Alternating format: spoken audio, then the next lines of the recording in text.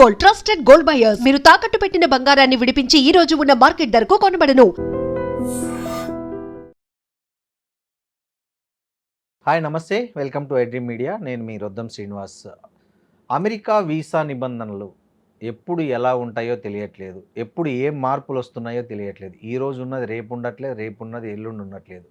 So ముఖ్యంగా ఈ Trump అధ్యక్ష పదవి చేపట్టినప్పటి నుంచి అమెరికాలో ఈ వలస వెళ్ళాలనుకునే వాళ్ళకు, ఉద్యోగాల మీద వెళ్ళాలనుకునే వాళ్ళకు, చదువు మీద వెళ్ళాలనుకునే వాళ్ళకు రకరకాల నిబంధనలు అమలు చేస్తున్నారు. ఇప్పుడు తాజాగా కూడా కొన్ని నిబంధనలు అమలులోకి వచ్చాయని తెలుస్తుంది. దీనికి సంబంధించి మనతో మాట్లాడడానికి ప్రముఖ అంతర్జాతీయ న్యాయవాది కావేటి శ్రీనివాస్ గారు ఉన్నారు. సార్ నమస్తే. నమస్కారం.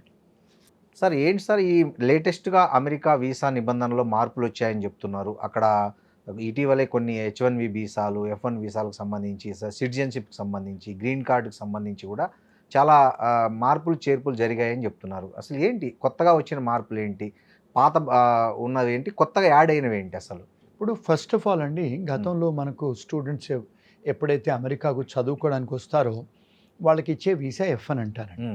అయితే ఇంతకుముందు ఏముండేదంటే వాళ్ళు వచ్చి as long as they are in the college, అంటే డ్యూరింగ్ ద స్టడీ అనే DS అంటారు. అవును, స్టేటస్ అది మెయింటైన్ చేసుకోవచ్చు. చాలామంది తెలుగు వాళ్ళే కానీ ఎవరైనా కూడా ఇంటర్నేషనల్ స్టూడెంట్స్ వచ్చి ఒక మాస్టర్స్ డిగ్రీ చేయడమో, బ్యాచులర్స్ డిగ్రీ చేయడమో, ఒక మాస్టర్స్ తర్వాత వాళ్ళకు నార్మల్గా స్టెమ్ ప్రోగ్రామ్స్ అని ఉంటాయి. స్టెమ్ అంటే సైన్స్, టెక్నాలజీ, ఇంజనీరింగ్, మ్యాథమెటిక్స్. అందులో చేసిన కోర్సు వాళ్లకు 1 సంవత్సరం ఫస్ట్ ఇస్తారు వర్క్ పర్మిట్, తర్వాత ఇంకో 2 సంవత్సరాలు వెసులుబాటు, 3 ఏళ్ళు ఉండొచ్చు. ఇప్పుడు ఆ 3 ఏళ్లలో ఎవరైనా ఎంప్లాయరు H1B చేస్తే, అంటే లాటరీలో ఫైల్ చేస్తే, వాళ్ళకు వీసా రాకపోతే ఏం చేసేవాళ్ళు అంటే స్టూడెంట్లు మళ్ళీ ఇంకో మాస్టర్స్ తీసుకునేవాళ్ళు. ఆ ఇంకో మాస్టర్స్ తీసుకొని Day 1 CPT అని తీసుకునేవాళ్ళు.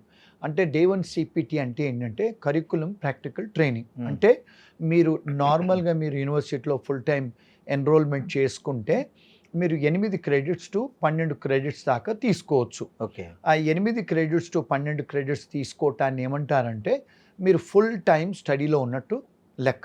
అంటే వాళ్ళు అట్లా చూసుకుంటారు.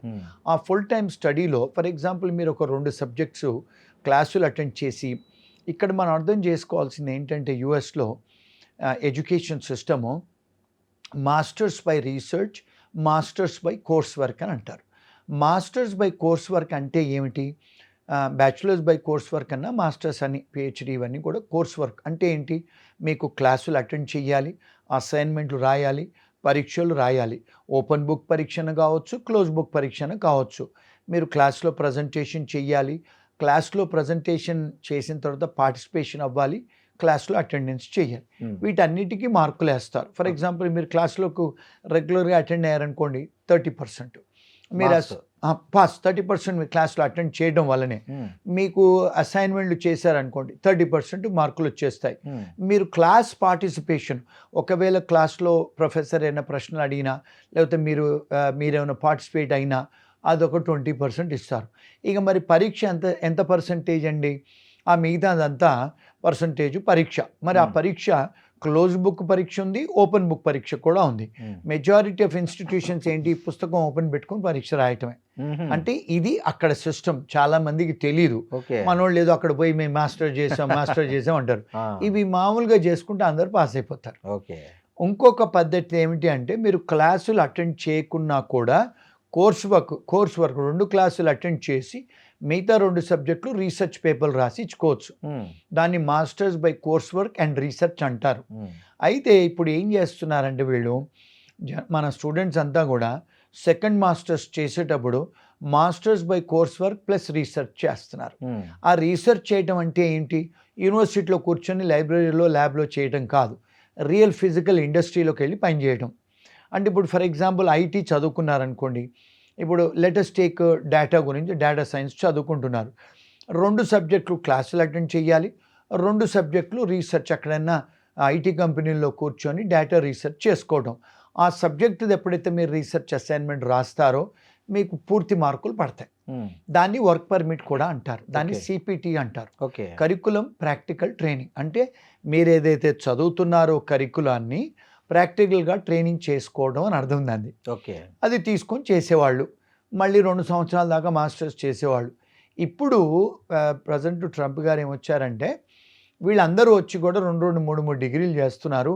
అంటే వాళ్ళు వచ్చిన ఎడ్యుకేషన్ ఆబ్జెక్టివ్ ఏంటి అసలు, వాళ్ళు దేనికోసం వస్తున్నారు అంటే ఈరోజు వెటర్నరీ సైన్స్కి వచ్చేసి అందులో ఉద్యోగాలు దొరకకపోతే ఐటీ సైన్స్ చదువుకొని ఐటీ నుంచి ఎంబీఏ చదువుకొని అసలు దేనికి వస్తున్నారు వీళ్ళు. అందుకని వాళ్ళు ఏం చేశారంటే మీ ఎడ్యుకేషన్ ఆబ్జెక్టివ్ ఏముంది, వచ్చిన తర్వాత మళ్ళీ ఎందుకు మీరు ఇంకో మాస్టర్స్లో జాయిన్ అవుతున్నారు, మళ్ళీ పిహెచ్డీలో ఎందుకు జాయిన్ అవుతున్నారు. అమెరికాలో పిహెచ్డీ చేయాలంటే 6 సంవత్సరాలండి. చాలా ఫీజులు 4 లక్షలు టు 5 లక్షలు అవుతాయి. అయితే లేదు 4 సంవత్సరాలు 5 సంవత్సరాలు 6 సంవత్సరాల్లో. ఇప్పుడు వాళ్ళు ఏమన్నారంటే మీరు ఇక్కడికి వస్తున్నారు, మీకు H1 జాబులు రావట్లేదు, H1B మీ లాటరీలో పికప్ అవ్వట్లేదు, ఒక మాస్టర్స్ తర్వాత ఇంకో మాస్టర్ జాయిన్ అవుతున్నారు, ఇంకో మాస్టర్స్ తర్వాత 3వ మాస్టర్స్ చేస్తున్నారు. మీ ఆబ్జెక్టివ్ ఏంటి అసలు, మీ ఎడ్యుకేషన్ ఆబ్జెక్టివ్ అంటే మీరు బోనఫైడ్ ఇంటెన్షన్ అసలు చదువుకోవడానికి రావట్లేదు మా దేశానికి, మీరు ఇక్కడికి వచ్చి పని చేయడానికి వస్తున్నారు. మీరు మరి పని చేసేది కూడా ఇప్పుడు ఫర్ ఎగ్జాంపుల్ మీరు డాక్టర్ చేయడానికి వచ్చారు, మీరు డాక్టరే అవ్వాలి కదా, మరి అందులో దొరకకపోతే మళ్ళీ మీరు మేనేజ్మెంట్లో జంప్ అవుతున్నారు, మేనేజ్మెంట్లో కాకపోతే మళ్ళీ ఐటీలో జంప్ అవుతున్నారు.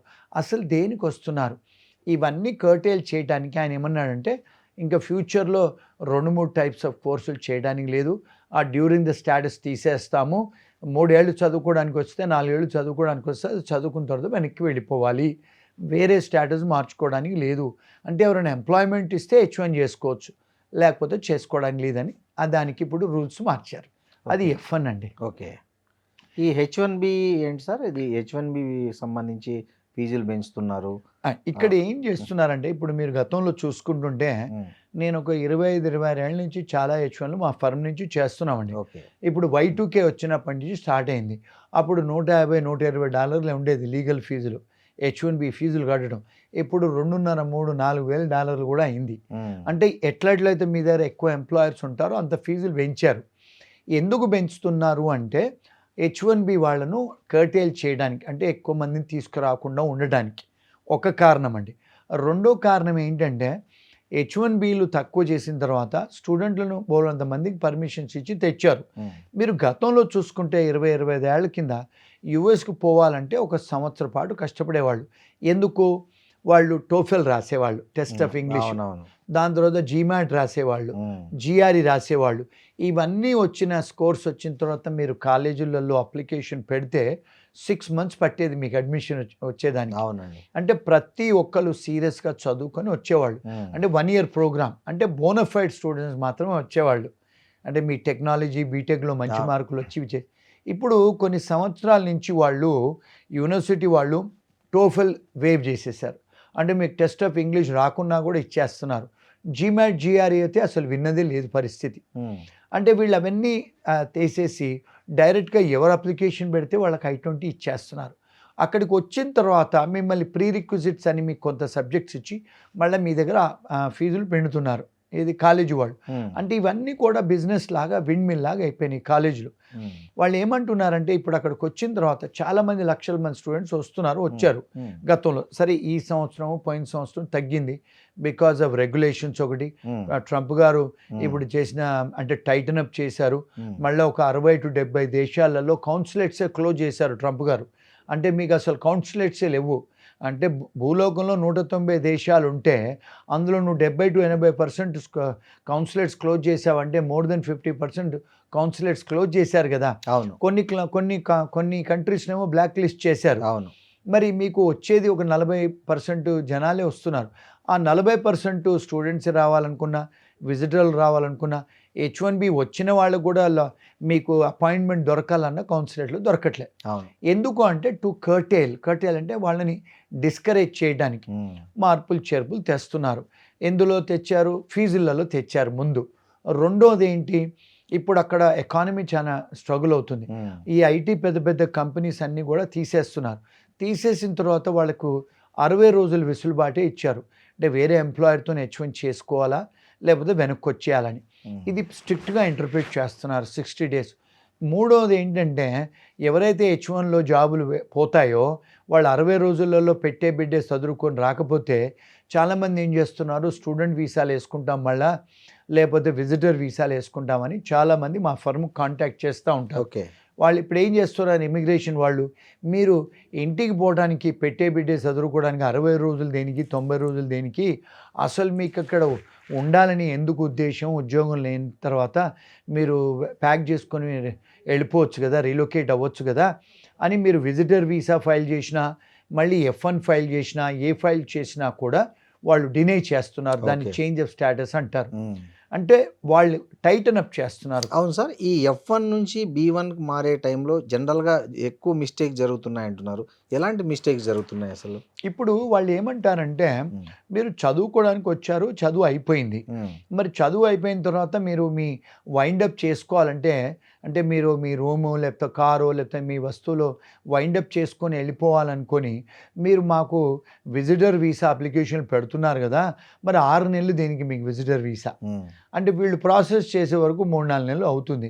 వాళ్ళు ఏమడుగుతున్నారంటే, మీరు వైండప్ చేసుకొని వెళ్ళడానికి 6 నెలలు అవసరం లేదు కదా, ఎందుకు చేస్తున్నారు అంటే మీకు బోనఫైడ్ ఇంటెన్షన్ లేదు, మీరు నిజంగా కూడా అమెరికా తిరగడానికి పెట్టట్లేదు, మీరు F1 నుంచి విజిటర్ వేసుకొని మీరు విజిటర్ వచ్చిన తర్వాత మళ్ళీ ఉద్యోగ ప్రయత్నాలు చేస్తున్నారు, ఆ ఉద్యోగ ప్రయత్నాలు చేస్తే మళ్ళీ మీకు వేరే ఉద్యోగం వస్తే మళ్ళీ H1 వేసుకుంటున్నారు, అంటే మీరు మాకు ఇక్కడ విజిట్లో తిరుగుతాను చూసి వెళ్ళిపోతానని చెప్పేది అబద్ధము అని మీరు మాకు చెప్పి అబద్ధం చెప్పి మీరు ఇక్కడ ఉద్యోగ ప్రయత్నాలు చేస్తున్నారు, అంటే మీరు మాకు అబద్ధం చెప్తున్నారు కనుక మేము మిమ్మల్ని డినై చేస్తాము అని చాలా కేసులు డినే అవుతున్నాయి. ఓకే సార్, ఇంకోటి న్యూ బర్త్ సిటిజన్షిప్ రూల్స్ 2026లో కొన్ని అమెండ్మెంట్స్ చేయబోతున్నారని కూడా వార్త వస్తుంది. అవునండి. సో ఎలాంటి అమెండ్మెంట్స్ జరగబోతున్నాయి అసలు? అంటే ఇప్పుడు ఏం చేశారంటే ట్రంప్ గారు, ఇప్పుడు ఏమైందంటే గతంలో ఏమైందంటే అండి, మెడికల్ టూరిజం లాగా అన్ని విదేశాల నుంచి 190 దేశాల నుంచి చాలామంది కడుపుతో ఉంటే ఏం చేస్తారంటే వాళ్ళు విజిట్ వీసా తీసుకొని వస్తారు, అంటే లూజ్ బట్టలు వేసుకొని వస్తారు, వేసుకొని వచ్చిన తర్వాత వాళ్ళు యాక్చువల్గా ప్రెగ్నెంట్ ఉంటారు, 4 months 6 months ప్రెగ్నెంట్ ఉంటారు. అమెరికా లా ఏం చెప్తుందంటే, మీరు ఒకసారి విజిటర్ వీసాలో వచ్చినా, స్టూడెంట్ వీసాలో వచ్చినా, ఇల్లీగల్గా వచ్చినా, H1లో వచ్చినా, ఏ వీసాలో వచ్చినా కూడా మీకు మేము మెడికల్ ట్రీట్మెంట్ ఇవ్వాలి. హాస్పిటల్లో ప్రెగ్నెంట్ ఉమెన్కు మేము మెడికల్ ట్రీట్మెంట్ ఇవ్వాలి, మీకు ఇన్సూరెన్స్ లేకున్నా కూడా మేము ట్రీట్మెంట్ ఇవ్వాలి. అది అక్కడ ధర్మశాస్త్రము, న్యాయశాస్త్రము, కాన్స్టిట్యూషన్ అంటే అక్కడ రాజ్యాంగం. అందుకని వీళ్ళందరూ ఎవరైతే వచ్చారో విజిటర్ వీసాలో వస్తారో, స్టూడెంట్ వీసాలో వస్తారో, H1లో వస్తారో, వివిధ ఒక 20 టైప్స్ ఆఫ్ వీసాలు ఉన్నాయండి. అందులో వచ్చి ఏం చేస్తున్నారు, మెడికల్ ఫెసిలిటీస్ వాడుకుంటున్నారు. అంటే హాస్పిటల్ మెడికల్ ఫెసిలిటీసు, మీరు కడుపుతో ఉన్నారని చెప్తే మీకు ఫుడ్ కూడా ఇవ్వాలి, వాళ్ళు పాలు కూడా ఇవ్వాలి, మీకు వ్యాక్సినేషన్ ఇవ్వాలి.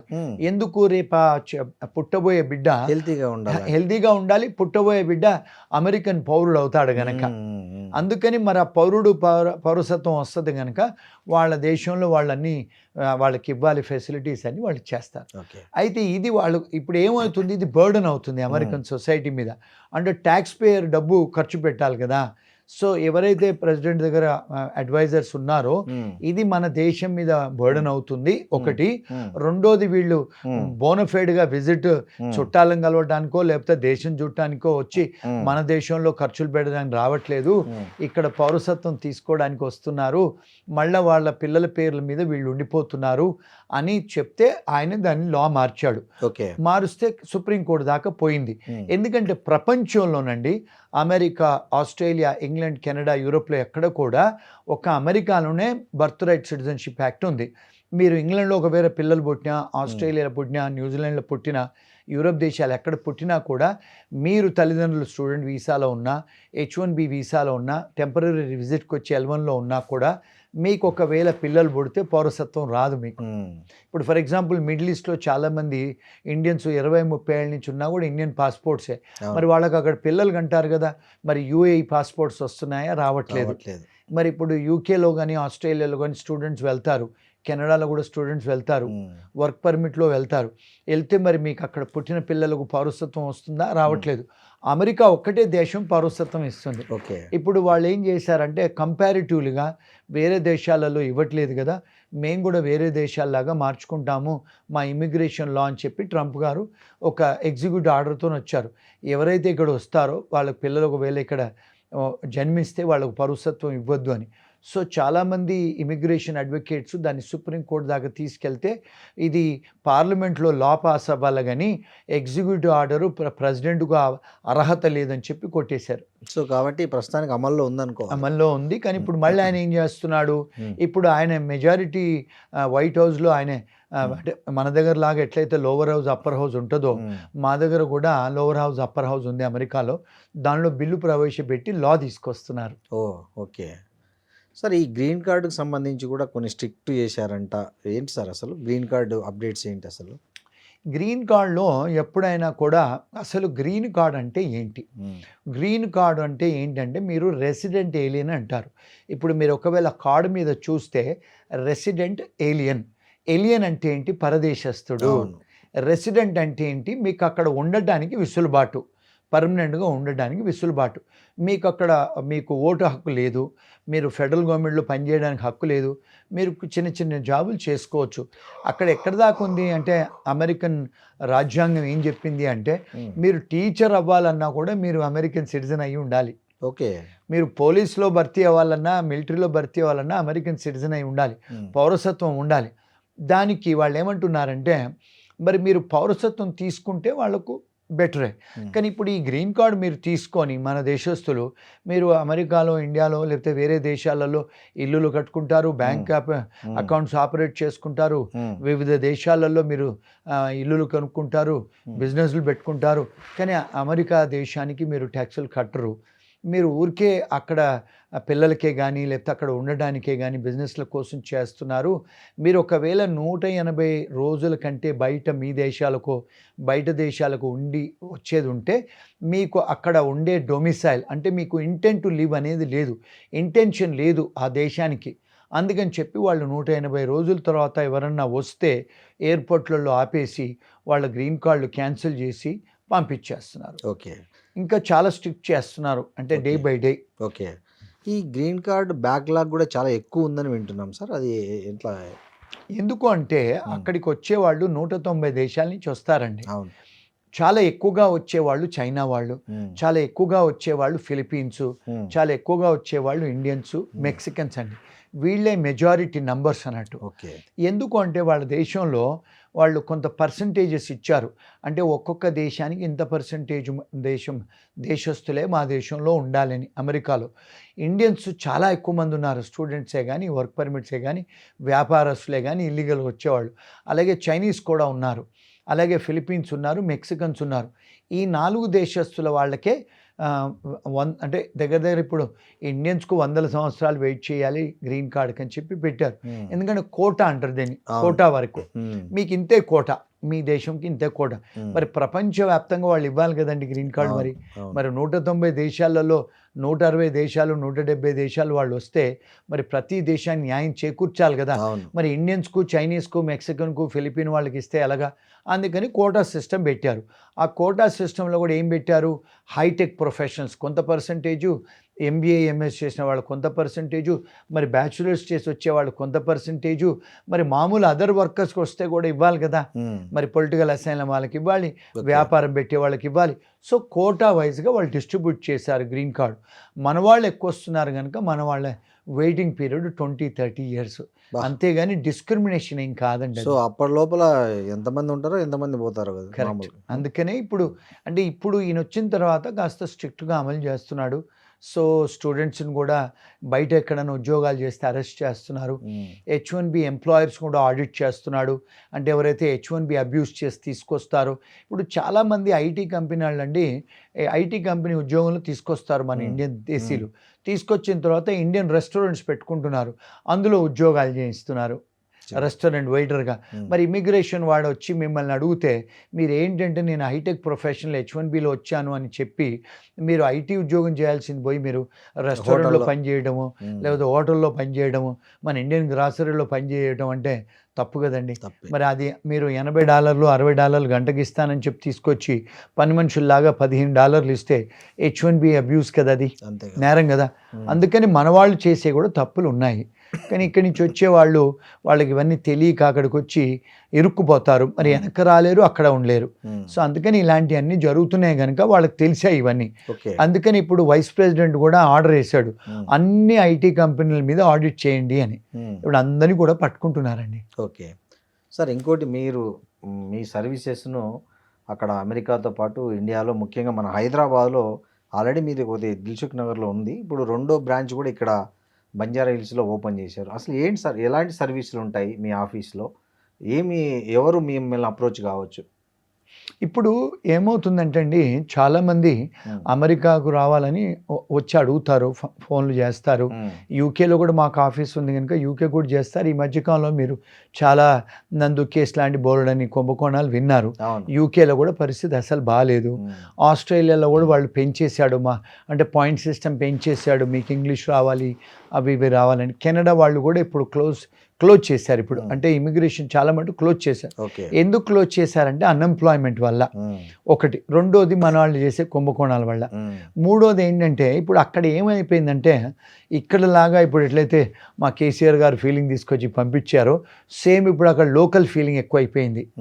అంటే మేము లోకల్ వాళ్ళకి మాకు ఉద్యోగాలు రావట్లేదు, గొడవలు అవుతున్నాయి. నాలుగోది ఏంటి అంటే ప్రపంచవ్యాప్తంగా ఈ ముస్లిమ్స్ ఏదైతే వచ్చేసి వాళ్ళ మాస్కులు పెట్టేసి ఇప్పుడు జర్మనీలో యూరోప్లో వాళ్ళు ఏం చేస్తున్నారు, అన్ని మాస్కులను కూలగొట్టేసి ముస్లింని వెనక్కి పంపించేస్తున్నారు.